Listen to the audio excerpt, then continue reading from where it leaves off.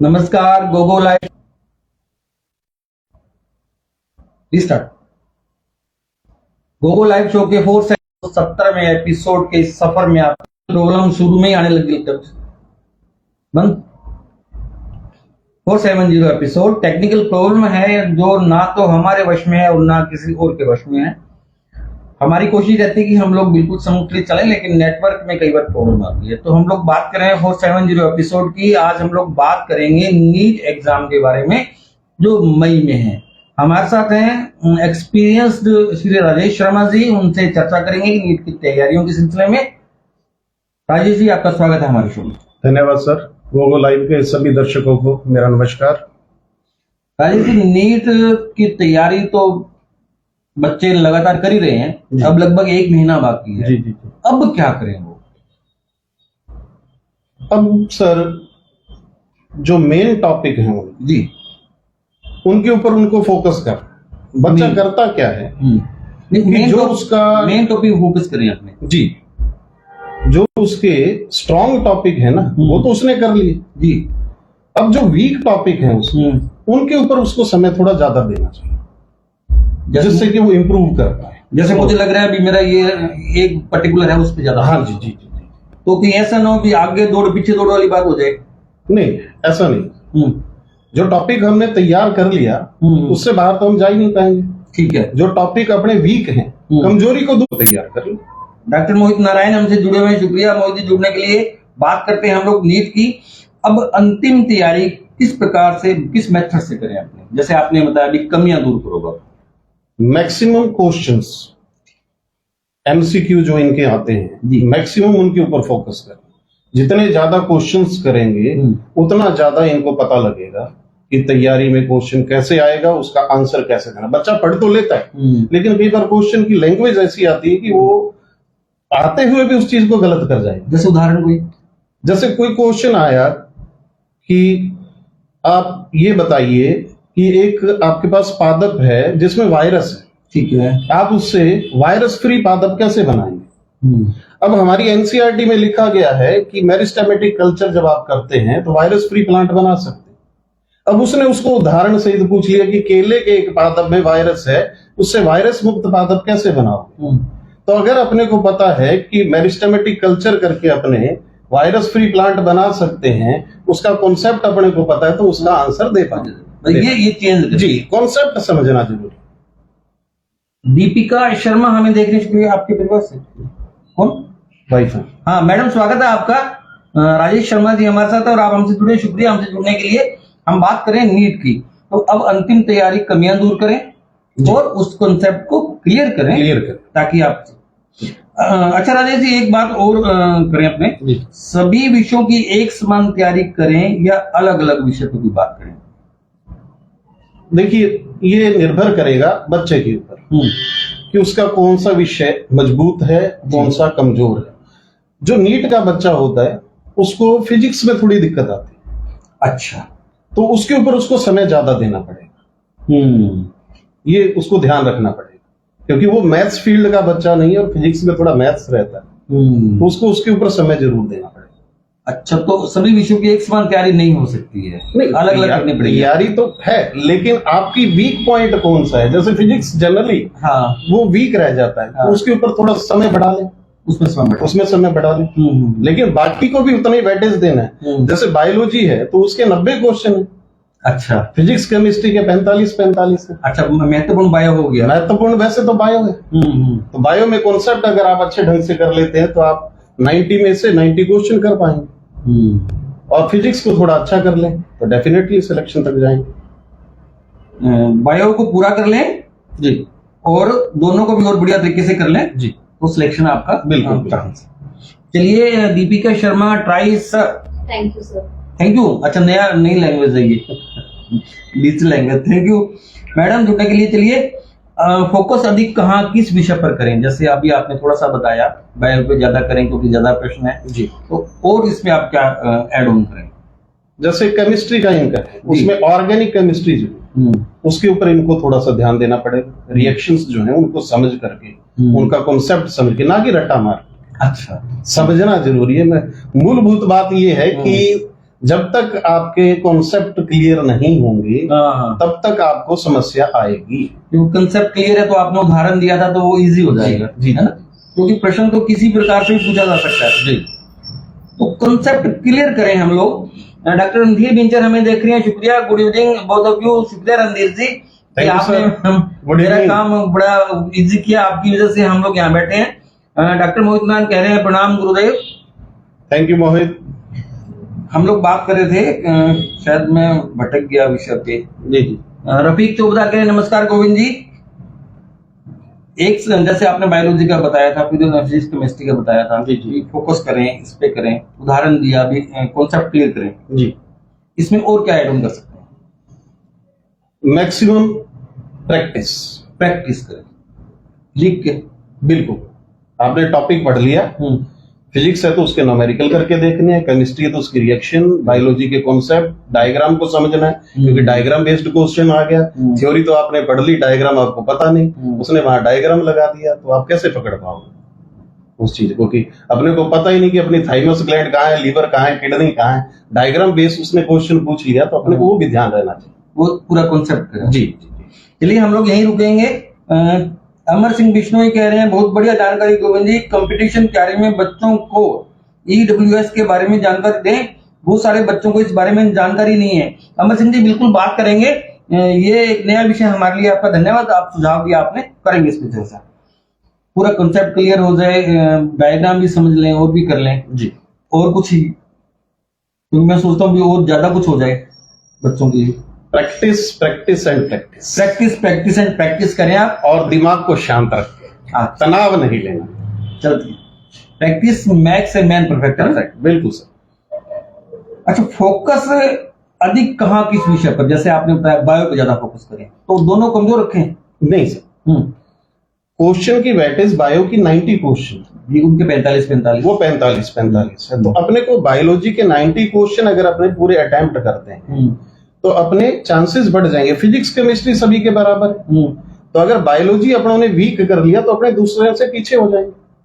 Physics और chemistry medical के student का लगभग एक जैसा ही रहता है, और बायो तो अंतर आएगा तो बायोलॉजी में आएगा। अगर आपने बायोलॉजी स्ट्रांग रखी है तो आप, बायोलॉजी सबके पास नहीं होती, सभी के पास है। तो वही तो बात कर रहे हैं अपने कि अगर बायोलॉजी वीक हो गई, 90 ज्यादा है हमारे पास, हाँ, स्कोर उसका ज्यादा है, इसलिए हम ज्यादा उस पर फोकस करना पड़ेगा। बायोलॉजी पे ज्यादा फोकस करें, ऐसा इनका कहना है। मैं आपको बता दूं कि डॉक्टर राजेश शर्मा जी पिछले 18 सालों से बायो पढ़ा रहे हैं और नीट का फाउंडेशन कोर्स भी करवाते हैं। जी। और बात करेंगे इनके बारे में आगे। महेश अरोड़ा जुड़े हैं, वो कह रहे हैं गोविंद जी गुरु जी आप दोनों को सादर प्रणाम। डॉक्टर रणधीर बिचर कह रहे हैं गंगानगर में कम फीस में नीट की तैयारी का अच्छा इंस्टीट्यूट बताएं सर। हालांकि रणधीर जी आपके अलावा किसी ने पूछा हो तो हम इसको इंटरटेन नहीं करते प्रश्न को। देखिए, मैं डीवी सीनियर सेकेंडरी स्कूल संस्था से जुड़ा हूँ और हमारी संस्था ने ये इनिशिएटिव इस बार लिया है, जो फाउंडेशन कोर्स जो करता है। इस बार से हम इस सेशन से 11th के बच्चों के लिए, जो अभी 10th पास करके 11th में आएंगे, उनके लिए फाउंडेशन कोर्स स्टार्ट कर रहे हैं। जेईटी जो एग्रीकल्चर के बच्चों के लिए है, नीट के लिए भी है, सीयूटी और नीट के बच्चों, ये फाउंडेशन कोर्स कराएंगे डीवी स्कूल वाले। हाँ जी। चलिए, अच्छी जानकारी है, लेकिन फिर कभी इस पे बात करेंगे रणधीर जी, क्योंकि प्रश्न आपकी ओर से आया है, इसलिए मैं इसको रोक नहीं पाया। इतना तो मुझे आपका फेवर करना ही पड़ता है। आप हमारे पूरे दर्शक हैं जो सारे शो देखते हैं। डॉक्टर मोहित नाथ गोयल कह रहे हैं सर पहले कौन सा सब्जेक्ट अटेम्प्ट करे एग्जाम हॉल में? देखिए, दो तरीके होते हैं, एक तो होता है आसान से मुश्किल, आसान से मुश्किल पे हो जाना, हाँ, और एक होता है मुश्किल से आसान। तो अब ये बच्चे के ऊपर निर्भर रहता है कि वो कौन सा चैलेंज लेना चाहता है। अच्छा, तो सामान्य रूप से तो ये होना चाहिए कि आप आसान से मुश्किल की ओर चले, जिससे आपका कॉन्फिडेंस बढ़ जाता है कि हमने इतने क्वेश्चन कर लिए, भी आगे भी कर लिया। और अगर मुश्किल अपनों ने कर लिया, उसमें कहीं अपने समस्या आ गई, तो जो सही क्वेश्चन है वो भी गलत। सब्जेक्ट की पूछ रहा है कि पहले कौन सा सब्जेक्ट करना आपकी राय में?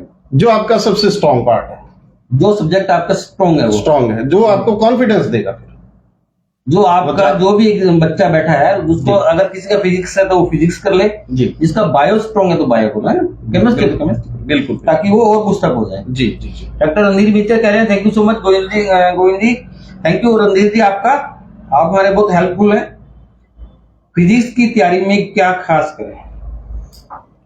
फिजिक्स की तैयारी जो है, फिजिक्स एक गणित के ऊपर निर्भर सब्जेक्ट है। ठीक है। और आपको न्यूमेरिकल्स जो है ना वो ज्यादा से ज्यादा करने पड़ेंगे। ठीक है। तो जितने ज्यादा आप न्यूमेरिकल्स करेंगे, और दूसरा एक इसमें मैचिंग आते हैं, क्वेश्चन मैचिंग्स आते हैं, ए बी से मैच कर रहा है, बी सी से मैच कर रहा है, वो मैचिंग क्वेश्चंस हो गए, न्यूमेरिकल हो गए, और एक असर्शन, यस नो स्टेटमेंट ये है, रीजन ये है।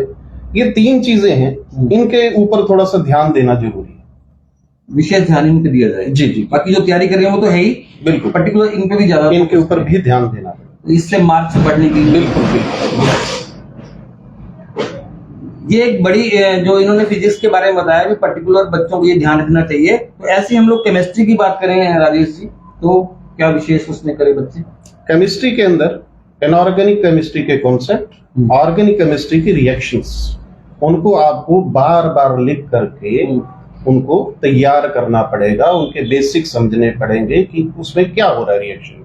सबसे बड़ी दिक्कत ऑर्गेनिक केमिस्ट्री में मैंने देखा बच्चों को आती है कि वो रिएक्शंस जो है ना वो रट्टा मार के जाते हैं, उनको पता नहीं होता कि इसमें हो क्या रहा है। अच्छा। और वहां वो उसको थोड़ा सा भी बदलाव कर देता तो वो करने का। अच्छा, प्रश्न में थोड़ा सा बदलाव किया तो बस बस बस, जबकि उनको आंसर पता होता है, आंसर है, लेकिन रट्टा मारा हुआ है इस वजह से, इसलिए रट्टा कंपटीशन में नहीं चलता, रट्टा तो कहीं नहीं चलता है ना जी।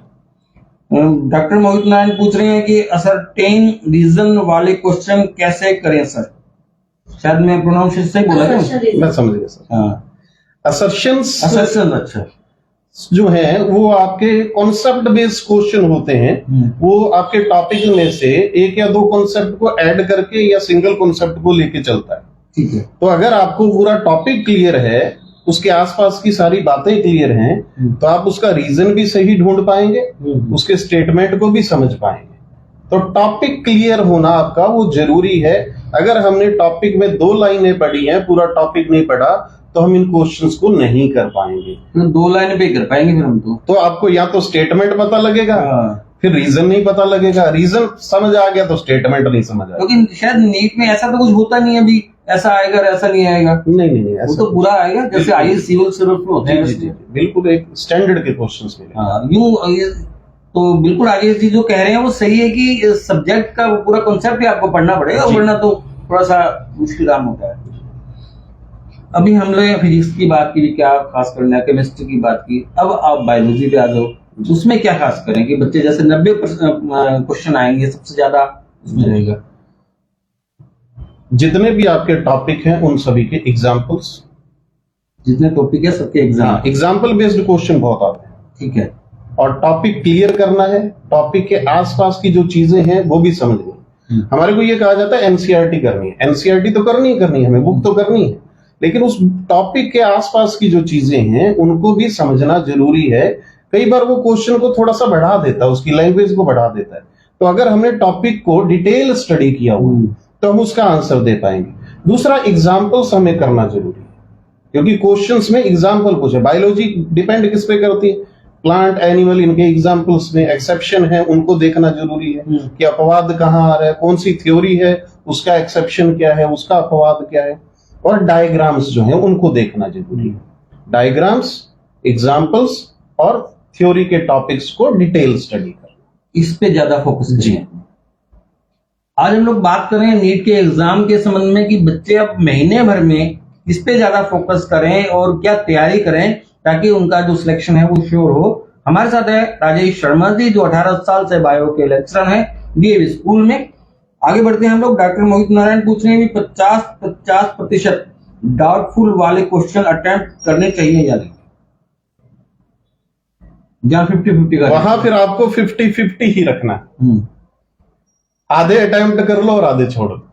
अच्छा, मान लो 20 में मेरा 50-50 चल रहा है तो 10 अटेम्प्ट करो। जी, तो जिसमें आपको ज्यादा लग रहा है कि ये हो सकता है, अच्छा वो करो। लेकिन कंपटीशन का एक असूल है साहब, गलत करना नहीं और सही छोड़ना नहीं। गलत करना नहीं और सही छोड़ना नहीं हमने। तो जब 50-50 का मामला हो तो फिर पता कैसे लगेगा गलत सही का? वही तो कह रहा हूँ, उसमें तो तुक्का ही है फिर। तो तुक्के से बचना पड़ेगा। तुक्के से बचना पड़ेगा। सही है तुक्का तब तो आप श्योर है तब तो कर लो। अगर आपको लग रहा है कि इस 80-90% तक अपना आंसर है तब तो ट्राई करें, अदरवाइज छोड़ दें, क्योंकि नेगेटिव मार्किंग अपने को बहुत पीछे धकेल दे। क्योंकि लेकिन यहाँ तो 50% वाला मामला है ना, तो कोशिश करें कि ना ही प्रयास करें, तो उसमें ना लें जी। अगर आप 50 वाला मामला है तो रिस्क नहीं लेनी चाहिए, क्योंकि नेगेटिव मार्किंग वाला मामला जो है बहुत नुकसान पहुंचाता है ना, प्लस होने की बजाय आप माइनस में चले। परीक्षा केंद्र में जाना है मुझे, मेरा सुपर 9 बजे पेपर है, उससे पहले मैं क्या तैयारी करूं? उससे पहले अपने को मानसिक तैयारी कर, पढ़ाई जो अपनों ने कर ली वो कर ली, अब अपने दिमाग को अपने को रिलैक्स कर। जो हमने पढ़ लिया, ये नहीं कि एग्जाम के 2 घंटे पहले अपनी पूरी बुक तैयार कर देंगे या पूरे टॉपिक पढ़ लेंगे। अपने आप को रिलैक्स करना है, मेंटली रिलैक्स करना जरूरी है, क्योंकि अगर हम तनाव में जाएंगे ना तो सही क्वेश्चन को भी गोयल साहब अपने गलत कर भूल जाएंगे, उसको गलत कर लेंगे, आता हुआ क्वेश्चन भी गलत हो जाएगा। तो इसकी जिम्मेदारी पेरेंट्स की भी रहती है कि वो बच्चे को तनाव से मुक्त रखें। कैसे करेंगे? बच्चा भी तनाव में रहता है, मैं भी तनाव में रहता हूं। उसको एक ही चीज बतानी है कि नीट ही सारी दुनिया नहीं, लास्ट जो एग्जाम है वो नीट नहीं है, नीट नहीं, उसके अलावा भी दुनिया में बहुत कुछ, और इससे अच्छी जॉब भी हो सकती है। हाँ, नीट ही सब कुछ नहीं है, जिंदगी क्या है वो नीट की सफलता ही नहीं है, उससे बहुत सारी कुछ चीजें हैं। हम इस विषय पे भी आएंगे, लेकिन रिलैक्स ये समझाया जाना चाहिए बच्चे को, क्योंकि सबसे जरूरी बात ये है। जब परीक्षा केंद्र में मैं चला गया, एंटर हो गया, आपकी बात भी मान ली, मैंने सोच लिया भी नीट एग्जाम मेरे लिए सब कुछ नहीं है, मैं वहां चला गया, वहां जाके क्या करूँ? फिर मुझे तनाव हो जाता है। तो उसमें तो फिर ना तो माँ बाप है वहां पर, ना अकेला आदमी कोई नहीं होता, भगवान हमेशा साथ में होता है। तो आप 5 मिनट भगवान का नाम लीजिए, अपने आप को रिलैक्स कीजिए और अपनी मेहनत और भगवान के भरोसे आप एग्जाम देना शुरू। जो नास्तिक है वो क्या करे, जो मानते नहीं, वो अपने कर्म पर विश्वास रखें, अपने कर्म पर, कि जो आपने कर्म किया है उसका फल मिले। जो आस्था रखते हैं भगवान पे, ईश्वर पे, अपने किसी गुरु पे, तो वो तो उसका नाम ले, और जो इन चीजों को नहीं मानते वो अपने कर्म पे विश्वास करें। यही जी। 2 बातें हैं। तो एक तो घर से जाने से पहले आपको रिलैक्स होना है, पेरेंट्स का भी ध्यान रखना है आपको, ध्यान, और खुद भी करें, और वहां पहुंच गए जब आपको ये काम रिलैक्स होने के लिए। अब मैं पहुंच भी गया, परीक्षा केंद्र में भी चला गया, मैं एग्जामिनेशन टेबल पे बैठ गया, पेपर मेरे पास आ गया जी। अब मैं क्या करूं? सबसे पहले तो क्वेश्चन पेपर जो है उसको बिल्कुल शांत मन से स्टडी करना। ठीक है, भागना नहीं है, जल्दबाजी नहीं करनी। बहुत बार ये होता है कि बच्चे जल्दी करते हैं, जल्दी के चक्कर में सही क्वेश्चन को भी गलत करते हैं। ठीक है, कंपटीशन में आप जाएं तो आप पहले बिल्कुल तनाव मुक्त होकर के अपने क्वेश्चन पेपर को अच्छे ढंग से देखें। जो हम घर से तैयार होके आए, भाई तनाव मुक्त नहीं है, रिलैक्स हो गए, वो हमारे यहाँ पे काम आएगा। बिल्कुल बिल्कुल रिलैक्स होकर के आप अपना क्वेश्चन पेपर देखें, अच्छी तरह से क्वेश्चन की भाषा को समझें, और समझने के बाद ऑप्शंस को अच्छे तरीके से देख करके फिर आप अपना राउंड जो है उसको ब्लैक करें या ब्लू करें, जो भी वहां पे इंस्ट्रक्शन, जो इंस्ट्रक्शन। तो बिल्कुल ऐसे ही आप प्रत्येक क्वेश्चन के लिए चलते जाएं, लेकिन रिलैक्स का मतलब ये नहीं है कि अपने टाइम को ध्यान ही ना दें। टाइम मैनेजमेंट, टाइम 3 घंटे है अपने पास। 2 बजे पेपर शुरू होगा, 5 बजे पेपर खत्म होगा 4 मई को। उससे पहले 1:30 पर आपकी लास्ट एंट्री, और 1:45 पर आपको पेपर मिलता है। 1:45 से लेकर 2 बजे तक का आपका जो समय है अपने आप को रिलैक्स करना, उसकी एंट्रीज करना, और उसके बाद शांत मन से क्वेश्चंस को अटेम्प्ट करना है अपना समय देखते। पेपर को ठीक से पढ़ना जरूरी है। जी जी जी, है ना। पहले तो हम बिल्कुल शांत मन से पढ़ें, अच्छे ढंग से पढ़ना है, क्योंकि कई बार हम जल्दबाजी में पढ़ते हैं, उसको कुछ और समझ लेते हैं और आंसर कुछ और निकाल लेते हैं, और राउंड कर दिया जब हमने तो फिर उसमें परिवर्तन कर नहीं सकते। अच्छा, ये भी रहता है उसमें जी, जो हो गया सो हो गया, जुबान से जो शब्द निकल गए वो निकल गए, कमान से तीर निकल गया तो निकल गया, तो वहां पे आपको ध्यान रखिए। डॉक्टर मोहित पूछ रहे हैं कि सेल्फ प्रिपरेशन करके सिलेक्शन ले सकते हैं? जी बिल्कुल ऐसा ही है मोहित जी। टीचर कुछ भी पढ़ाए, कैसे भी पढ़ाए, लेकिन बच्चे को पढ़ना जरूरी। टीचर कितना ही विद्वान हो, कितना ही पढ़ाए, लेकिन सामने जो उसका शिष्य है, जो छात्र है, अगर वो इंटरेस्ट ही नहीं ले रहा तो वो तैयारी नहीं कर पाएगा, सफल नहीं हो पाएगा। और अगर बच्चा इंटरेस्ट ले रहा है तो वो खुद भी इतनी प्रेपरेशन कर सकता है कि वो सिलेक्शन करवा सकता है। और वो टीचर भी ध्यान रखे। आज से अगर अपने 20 साल पहले जाएं तो ना इनके लिए कोई ऐसी विशेष कोचिंग्स थी, बिल्कुल नहीं थी, ना कोई फाउंडेशन था, कुछ नहीं था। बच्चे खुद पढ़ते थे, खुद तैयारी करते थे और सिलेक्शन भी होता। हाँ, वो लेक्चरर्स पढ़ा देते थे, बस वो पढ़ते थे, कोचिंग सेंटर होते नहीं थे। बिल्कुल, पीएमटी, आरपीएमटी इस तरह से होता था। नीट की बजाय अलग अलग स्टेट के अलग अलग एग्जाम होते हैं। जी, आरपीएमटी होता है ना, नेशनल लेवल पे, सेंटर का सीपीएमटी। अब तो ये सारा इतना गाइडेंस आ गया आपके पास, लेकिन राजेश जी उतनी संख्या भी तो बढ़ गई ना बच्चों की। संख्या बढ़ने पर मैं नहीं मानता कोई फर्क पड़ता। जो मेहनत करने वाला उसकी सीट तो बुक है, उसकी तो बुक है। हाँ, जो मेहनत करने वाला है उसकी सीट बुक है। तो ये एक बड़ी बात राजेश जी ने बहुत ही टेक्निकली और जो की फिलोसफी की बात कही कि जो मेहनत करने वाले हैं उनकी सीट बुक है। मैं तो फिर बता दूं आपको, हम नीट एग्जाम की बात करें, बच्चे तैयारी कैसे करें, अब 1 महीने में रिलैक्स करने के लिए हमारे साथ हैं डीएवी स्कूल के bio lecturer Shri Rajesh Sharma ji. 417वां episode का हम सफर कर रहे हैं। पेपर करते वक्त कुछ विशेष टिप्स आपकी नजर में है, सावधानी समझ लो, टिप्स समझ लो। समय का विशेष ध्यान रखें जी। समय को निर्धारित कर लें कि मुझे इस विषय को इतने समय में पूरा करना है, इस विषय को इतने समय में पूरा करना है, ठीक है। और साथ साथ अपने जो क्वेश्चंस हैं उनको फिल करते जाना, उनके आंसर फिल करते जाना। कई बार बच्चा क्या होता है, समय का ध्यान नहीं देता और क्वेश्चन पेपर में ही मगन हो जाता है और उधर समय निकल जाता है, और जो उसको अहम उसको फिल करना अपना, वो समय नहीं रहता। तो समय फिर कैसे ध्यान रखें, घड़ी लेके जाए? वो आप क्लासरूम में जाते हैं तो वहां आजकल घड़ी होती है। अच्छा। यहाँ जो इन्विजिलेटर है वो भी समय समय पर आपको अनाउंस करता रहता है। तो आपको थोड़ा सा सचेत रहना है कि भाई मेरे पास इतना समय बचा है, मुझे इस तरह से अब ये काम करना है, ये मेरा पेंडिंग रह गया। होशियार से होशियार बच्चे के लिए भी टाइम मैनेजमेंट मस्ट है वहाँ। जी जी जी। फिर मान लो आपने टाइम मैनेजमेंट नहीं किया तो गड़बड़ हो जाएगी। गोयल साहब, दुनिया में ऐसी कोई चीज ही नहीं है जो बिना टाइम मैनेजमेंट के संभव हो सके। हम भी है ना, किसी का इंतजार नहीं करते, हमारा शो शुरू कर देते हैं 8:30। अच्छी बात।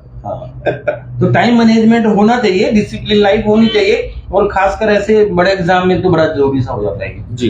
अभी देखते हैं अपने कई एग्जाम होते हैं जो 1 मिनट लेट होता है तो बच्चा बाहर आ जाता है, वो रोते हैं, हाय मेरे 1 मिनट लेट हो, क्या फर्क पड़ता है। लेकिन एक सबक भी है कि हमें पंक्चुअल होना चाहिए। नीट क्लियर नहीं हुआ मेरा, अब मैं क्या करूं, मेरा संकट है। मेरे को पहले भी कहा था कि नीट दुनिया में कोई अंतिम एग्जाम नहीं है, इससे ऊपर, इससे नीचे और इसके आसपास के स्तर के बहुत सारे एग्जाम जी।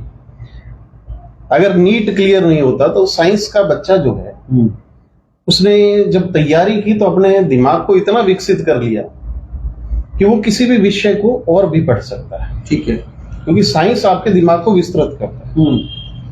तो यूपीएससी क्यों नहीं कर सकता? यूपीएससी कर ले, वो कर सकता है। आरपीएससी के राजस्थान की अगर बात, मैं नीट में फेल हो गया तो मेरा तो मोरल तो थोड़ा सा नहीं, ऐसा नहीं। वो गाइडेंस जरूरी है। वो पेरेंट्स या उस बच्चे के जो शिक्षक हैं वो उसको समझाएं कि नीट नहीं हुआ तो इसका मतलब ये नहीं कि अपनी दुनिया खत्म हो गई। हाँ। इसके अलावा भी बहुत सारे विषय हैं, बहुत सारी फील्ड हैं कि अगर अपने डॉक्टर नहीं बन पाए, एमबीबीएस नहीं कर पाए तो बीएएमएस कर सकते हैं। बीएमएस है, होम्योपैथिक है, बीएचएमएस कर सकते हैं, बहुत अच्छे विषय। नर्सिंग है। जी जी जी। आपके साथ अभी लाइव में मेरे छात्र मोहित नारायण गोयल जुड़े हुए हैं, ये भी इसी फील्ड में अभी डिग्री इन्होंने कंप्लीट किया है। तो जरूरी नहीं कि एमबीबीएस अगर नहीं होता है तो अपने कुछ नहीं करे। बीएएमएस भी बहुत अच्छा फील्ड है, बीएचएमएस भी बहुत अच्छा फील्ड है। आप यूपीएससी के थ्रू जा सकते हैं। आप राजस्थान की बात करें तो आरएएस का एग्जाम, आरपीएससी के एग्जाम, स्कूलिंग में जा सकते हैं, लेक्चरर बन सकते हैं। और भी नर्सिंग में भी बहुत सारे ये पैरामेडिकल बोला जाता है। पैरामेडिकल, ये पैरामेडिकल के अंदर आप जो है ऑपरेशन थिएटर टेक्नोलॉजी का बहुत सारे वो कर सकते हैं। रेडियोलॉजी के अंदर आप बीएससी कर सकते हैं, बीएससी नर्सिंग कर सकते हैं। नीट लास्ट नहीं है, कितने सारे ऑप्शन आपके पास हैं। बिल्कुल है। कभी ये सोचना ही नहीं चाहिए नीट में हुआ तो ऑप्शन, मेरे रास्ते बंद हो गए। साहब अगर सारे ऑप्शन पे बात करेंगे ना तो उनको 2-3 घंटे लग जाएंगे। आप देखिए कितने ऑप्शन है, एक नीट एग्जाम के साथ कितने ऑप्शन भी हैं हमारे साथ, क्योंकि हम तैयारी तो कर ही चुके हैं खूब सारी, उसके साथ विकल्प है जी। पिछले सालों के पेपर मेरा काम आसान कर सकते हैं क्या? जी बिल्कुल कर सकते। पिछले साल के जो आप प्रीवियस पेपर्स देखेंगे वो आपको वो एक्सपीरियंस देंगे जी कि कैसा क्वेश्चन आया और उस क्वेश्चन को अटेम्प्ट कैसे किया जाएगा, या जो पहले लोगों ने एग्जाम दिया तो उन्होंने उसमें गलती कहाँ करी। ठीक है, तो वहां से अपने उस चीज को सुधार सकते हैं कि अगर बाई चांस ऐसा क्वेश्चन अपने पास आता है तो अपने उसमें गलती नहीं करें। तो ये हमें उससे सीख मिल गया। तो ये गलती बताएगा कौन भी इस तरह से उसने ये गलती की थी, आप मत करना। बच्चा तैयारी कर रहा है तो वहां पर उसको गाइडेंस मिलेगा। ठीक है, या बच्चा खुद भी देख सकता है। आजकल तो सोशल मीडिया के ऊपर ये चीजें आती रहती हैं कि ऐसी चीजें कि ये क्वेश्चन था जी, ऐसा हुआ ऐसा हुआ, तो ये सारी चीजें वहां मिल जाती हैं। बच्चा खुद भी समझ लेता है कि इसकी लैंग्वेज ये थी जी, इसका आंसर गलत ये इस तरह से हो गया, सही इस तरह से हो सकता है। लास्ट ईयर के क्वेश्चन पेपर्स मिरर दिखाते हैं, उसका डॉक्टर मोहित का कहना है। जी बिल्कुल। तो OMR सीट के साथ साथ फिल करें या लास्ट में करें? साथ साथ। वैसे तो अगर ऑनलाइन एग्जाम है तो साथ साथ में ही आपको कंप्यूटर पे फिल करना है। अगर ऑफलाइन भी कोई एग्जाम होता है तो भी आप अपने क्वेश्चन करते जाएं और OMR शीट को फिल करते जाएं। क्योंकि कई बार ये होता है कि अपने क्वेश्चन करने में इतना बिजी हो जाते हैं कि हमारे पास OMR को भरने के लिए लास्ट में समय ही नहीं बचता। और मैंने ऐसे स्टूडेंट देखे हुए हैं कि जिन्होंने क्वेश्चंस जो है ना वो 90% सही किए और OMR शीट भरना ही भूल गए। उससे क्या होता है, मैं तो आप नहीं समझ पा रहा। OMR शीट आपने भरी नहीं तो आपने आंसर दिया ही नहीं ना सर किसी ने। अच्छा, आपने तो खुद ही क्वेश्चन करके रख लिया अपने पास। अच्छा, वो आंसर सबमिट तो किया ही नहीं। आंसर सबमिट OMR शीट से ही होगा। जी। वो हम क्या एब्रीवेट करेंगे? OMR optical mark representer. अच्छा, वो उसमें आप भर दिया तभी वो माना जाएगा कि वो कंप्लीट आपने सवाल का जवाब दिया। जी। चलिए, एक नई जानकारी मेरे लिए भी पूरन पाल सिंह बराड़ कह रहे हैं। सत श्री अकाल गोयल जी, नमस्कार गुरु जी।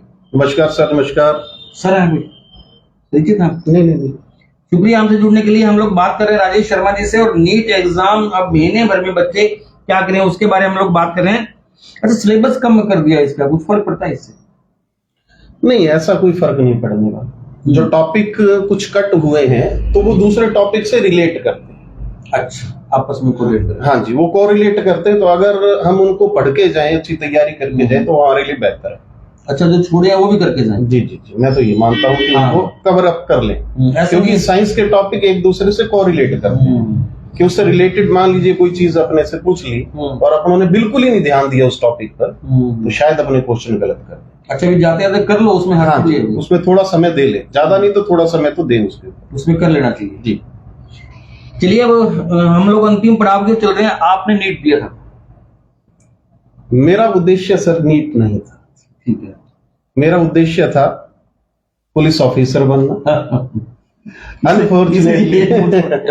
अनफॉर्चुनेटली वो नहीं हो पाया। तो मैंने एक प्लान बी रखा था। अच्छा। और ये नीट के बच्चों के लिए भी है। अगर नीट नहीं होता है तो आप बी प्लान रखें। मेरा बी प्लान था शिक्षक बनना। बी प्लान, सी प्लान जी होना चाहिए। तो मैंने बी प्लान अपना जो है उसे चुन लिया और आज मैं एक अच्छी संस्था के माध्यम से बच्चों की सेवा कर। हम लोग बात कर रहे हैं राजेश शर्मा जी से, जो बता रहे हैं कि बी प्लान आपके पास होना चाहिए। इनके पास भी था और ये आज उसी बी प्लान से आगे बढ़ रहे हैं। तो इससे पहले कि आज हम लोग अपने इस एपिसोड को विश्राम दें, राजेश शर्मा जी से कहूंगा कि वो 30-40 सेकंड के लिए अपना कुछ मैसेज कन्वे करना चाहें। उस स्वागत।